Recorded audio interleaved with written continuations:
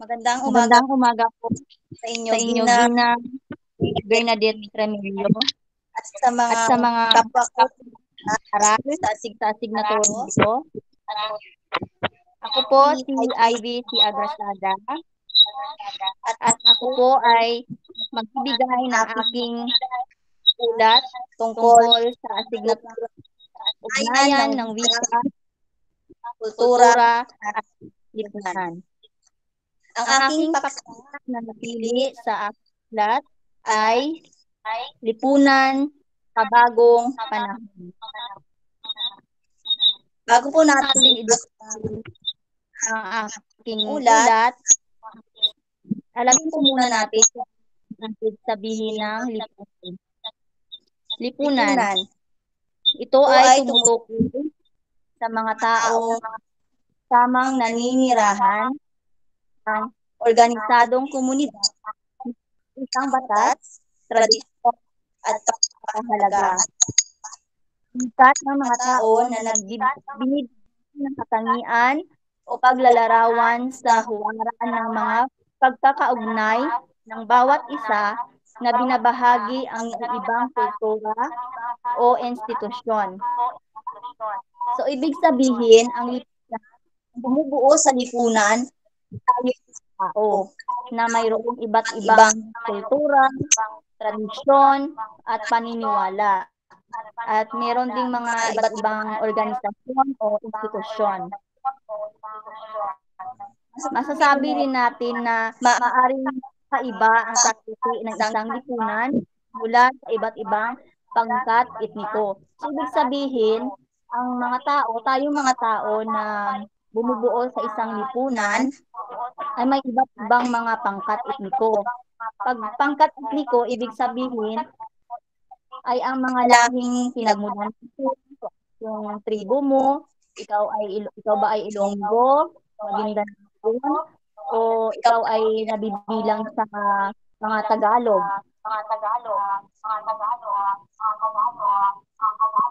Bakit may pagbago sa lipunan? may May mga mga iba't iba't ibang ibang kadahilan kung bakit nagbabago nagbabago ang lipunan. sa Sa bawat bawat pagdaan pagdaan ng ng panahon. panahon, Piring nagbabago ang bawat tanaw sa buhay na nating mga umuunlad ang ekonomiya at din ang pamumuhay nating nating mga tao sa lipunan.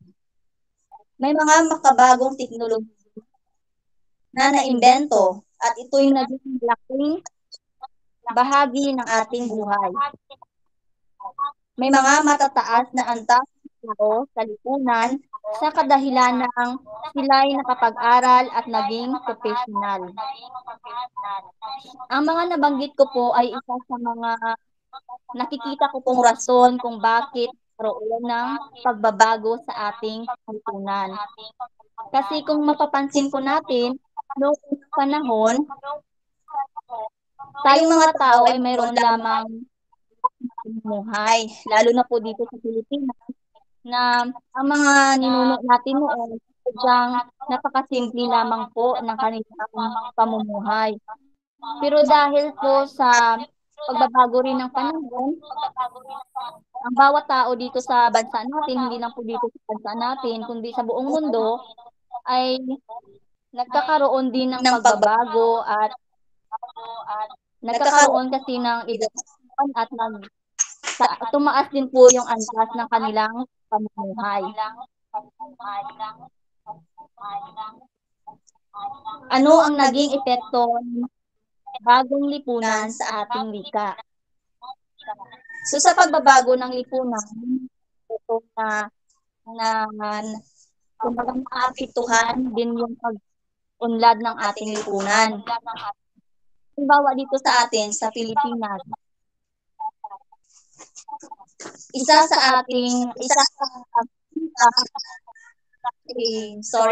ang wika sa mga naapektuhan sa pagbabago ng ating lipunan. Bakit kaya? Base po sa aking obserbasyon, ito po yung aking napansin na naging epekto ng makabagong lipunan sa ating wika. Dala ng pag-unlad ng ating lipunan, may mga naging epekto din sa ating buhay. Na dito ay sa ating wika. Alam natin na ang Pilipinas ay maraming mga wika. Ngunit mayroon po tayong mga wika na ginagamit upang magkaintindihan tayong mga Pilipino sa kabila ng pagkakaroon natin ng sariling etnikong salita. So dito sa atin sa Pilipinas, mayroon po tayong pambansang wika. At yun po ay ang wikang Tagalog. Halimbawa po, ikaw ay isang Maguindanawon at makipag-usap ka sa isang Ilonggo. Ang Ilonggo po ay hindi na Maguindanawon. Kaya po ginagamit natin ang ating bansang wika na Tagalog para po magkaintindihan tayo sa kabila ng ating mga sari-sariling lingwahe na ginagamit sa ating rehiyon o sa ating lugar. Sa panahon ngayon na kung saan nasa 21st century age na tayo, na ibig sabihin ay nasa modernong panahon na tayo. At masyadong maunlad at moderno na rin ang ating lipunan. Naapektuhan ang ating wika sa maraming aspeto. Yung tulad po ng sinabi ko kanina, na kasabay ng pag-unlad ng ating lipunan, ay naapektuhan din po yung ating wika o yung ating sariling pakikipagtalastasan o yung paggamit ng ating sariling lingwahe. Bakit kaya? Ito po ang aking opinion na mga sumusunod na epekto ng makabagong lipunan sa ating wika.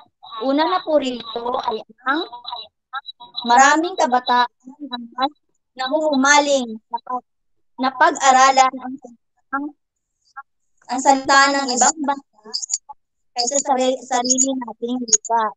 Halimbawa nito, mas nahuhumaling sila sa wika ng mga Koreano at maging sa salitang Kung mapapansin po natin sa ngayong panahon, lalo na po sa mga millennial na sinasabi nga po natin, marami sa kanila na nahihilig ngayon sa K-pop o nahihilig ngayon sa mga Korean. So kahit mahirap ay talagang inaaral nila yung salita ng mga Koreano.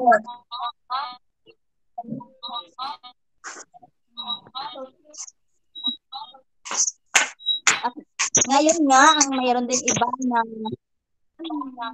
kinahiligan din nila yung pagsasalita ng Ingles. Sa hindi natin napapansin, yung mga kabataan ngayon ay nakakalimutan na rin nila minsan yung mga native tongues natin. Kumbaga yung mga native na lingwahe natin dahil nga po sa exposure sa mga makabagong teknolohiya at mas gusto nila na aralan yung ibang lingwahe ng ibang lahi.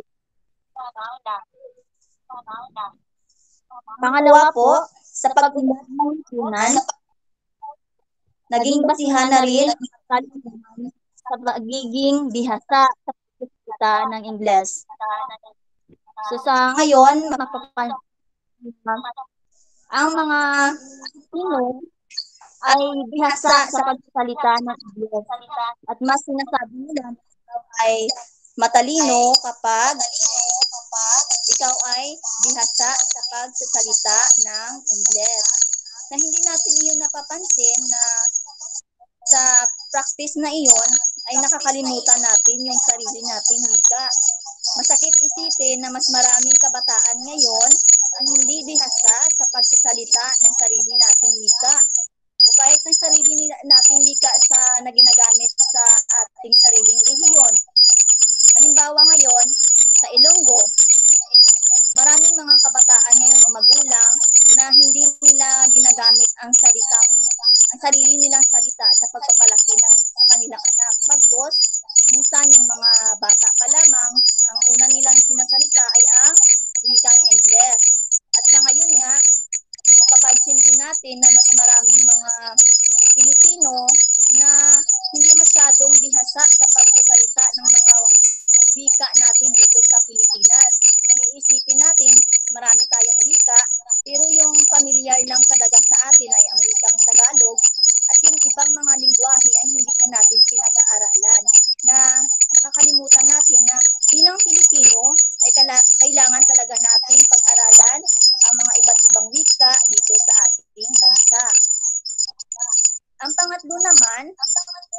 ay nawawala na rin sa mga bagong henerasyon ang pagsasalita ng kanilang native na salita. Yun nga yung sinabi ko kanina na hindi na masyadong sinasalita ng mga bata ngayon yung kanilang sariling lingwahe. Bawa yung Ilonggo o yung Maguindanawon o yung mga Ilocano. Kadalasan mga bata ngayon dahil na rin sa panunood ng telebisyon, natututo talaga sila na sa murang edad ay English yung una nilang lingwahe na natututunan. At ang pang-apat naman ay ang hindi na rin mahilig ang karamihan na makipagtalastasan dahil sa nangungumaling na sa paggamit ng cellphone, kaya maraming mga bata sa ngayon ang hindi maayos na magsalita. So isa rin dito sa pagkawala ng wika natin o hindi pag-improve ng wika natin na ginagamit dito ay ang maraming kabataan ngayon ang hindi na rin mahilig makipagtalastasan. Anong pakikipagtalastasan? Kumbaga yung pakikipag-usap sa kapwa bata o sa kapwa tao kasi nga minsan mas pinipili na lang natin na cellphone yung ating kaharap kaysa makipagtalastasan. Ang larawan ay nagpapakita na mas marami na ang walang oras magbasa ng aklat. So makikita po ninyo sa larawan na ipinakita ko po, mapapansin natin dito na karamihan ngayon sa panahon ngayon na kaunti na lang po yung mga taong mahilig magbasa ng aklat. Bagkos, sa cellphone na lang po kahit sa pag-aaral ngayon, maraming estudyante ang hindi na masyadong sumusulat sa kanilang kwaderno dahil ito ay pinipicturean na lamang at sa cellphone na lang binabasa. Hindi natin napapansin na sa gawain ito, nakakalimutan natin yung tinatawag na pagkakaroon ng tawag dito, yung pagbabasa, yung mapapractice natin yung ugali ng pagbabasa. Kasi noon yung mga ninuno natin talagang libro talaga yung kanilang binabasa. Ang pangalawang larawan naman po ay ang larawan na nagpapakita ng paglalaro ng mga kabataan.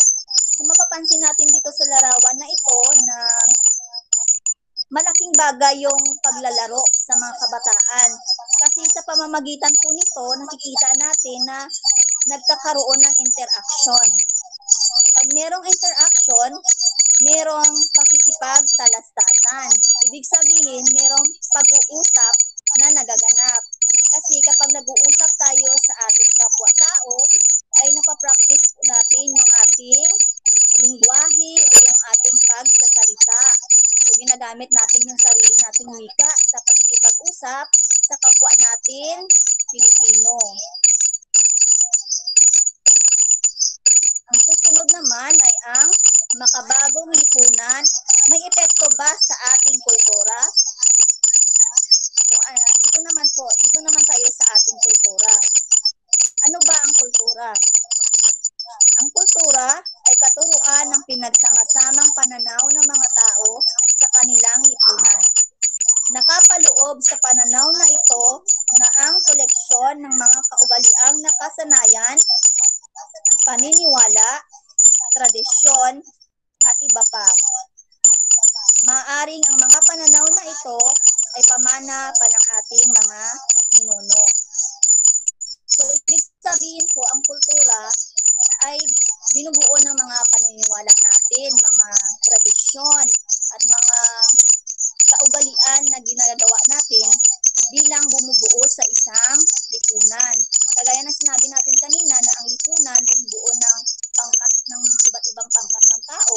So yung iba't ibang pangkat ng tao na yon, merong iba't ibang kultura o merong magkakaparihong kultura. Bakit kaya naapektuhan ng pag-unlad ng lipunan ang isang kultura o ang kultura natin bilang isang Pilipino? Ang mga sumusunod na larawan ay magpapakita sa atin kung paano binago ng modernong lipunan ang ating kultura bilang isang Pilipino. Tingnan po natin natin ang bawat larawan. Ito po, ang unang larawan. Mapapansin natin na yung larawan ay nagkukumpara sa buhay ng mga kabataan noon. Yung naglalaro tayo sa tumbang priso, sa labas ng bahay natin, naglalaro po tayo. Pero ngayon, yung mga kabataan, iba na po yung kanilang laro. Nasa cellphone na po yung laro nila. At ngayon po, yun po yung nangyayari talaga kasi marami ng kabataan hindi na po alam yung mga tumbang preso, yung mga agawan-based na mga laro na ginagawa ng mga unang Pilipino noon. Ito naman ang sumunod. Yung noon at ngayon, yung bago kumain noon at ngayon. Ano po ba yung mapapansin niyo sa larawan? So dito, noon, ang kulturang Pilipino ay nagdadasal talaga bago kumain.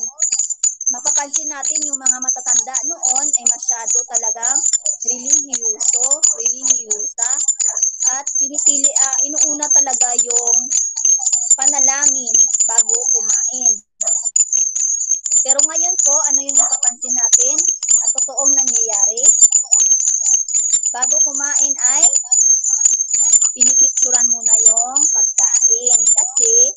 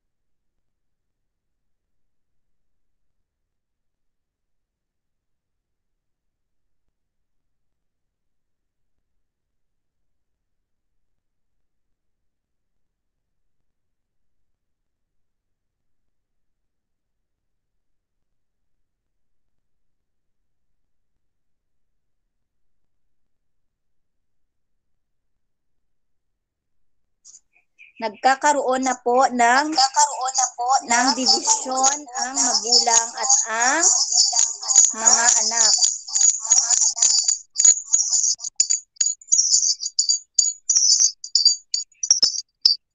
Dito naman ang susunod na larawan.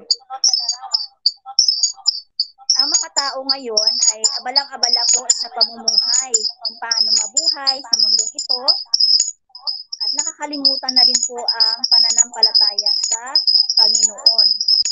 At totoo po ito na nangyayari ngayon kasi yung mga tao mas pinipili yung magandang buhay kaysa sa pagkakaroon ng oras sa Panginoon.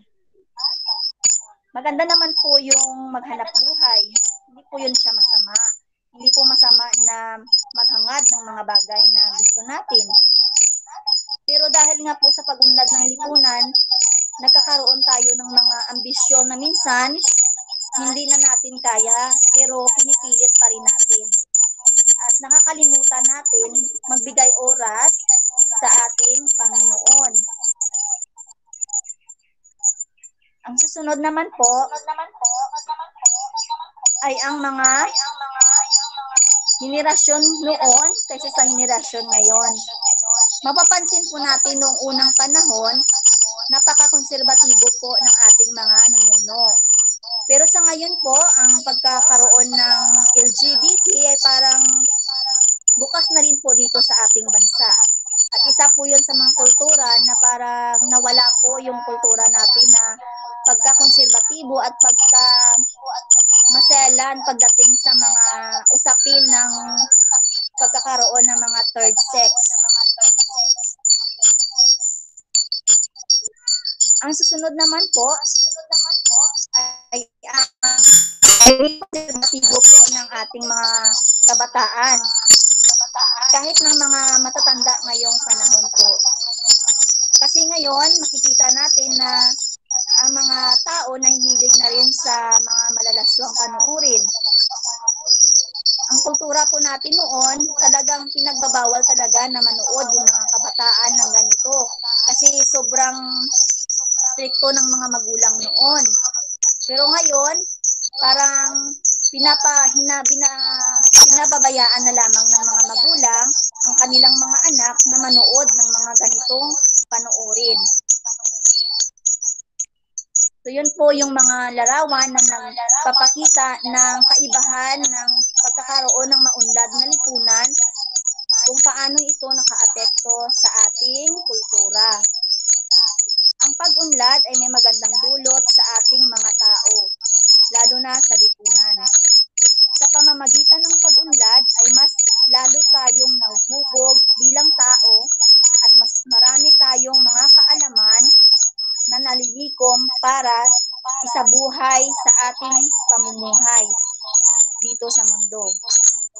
Subalit, sa pag-unlad ng lipunan, meron ding nagbabago at nakakalimutan, lalo na sa ating wika at kultura.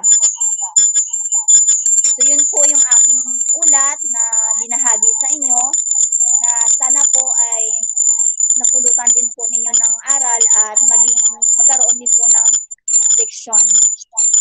Sa muli po, ako po si IBC Adrasada, naghahatid sa inyo ng aking ulat. Maraming salamat po.